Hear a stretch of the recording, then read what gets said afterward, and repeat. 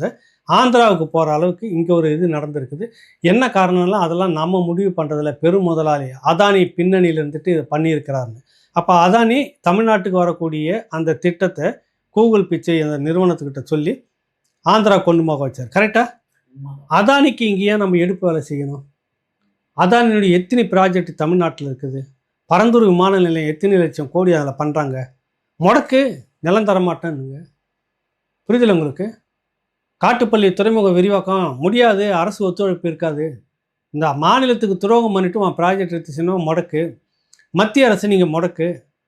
அரசு இப்போ நீங்கள் தேர்தல் இந்த தேர்தலுக்காக எல்லாமே பிஎல்ஓன்னு சொல்லிட்டு வந்துட்டு இருக்கிறாங்களே, அதுக்கு அரசு ஊழியர்கள் தான், தமிழ்நாடு அரசு ஊழியர்கள் தான் கொடுக்கணும். இப்போ மழை வருது, அடுத்தடுத்து தேர்தல் வரப்போகுது, நிறைய வேலைகளை கவனிக்கணும்.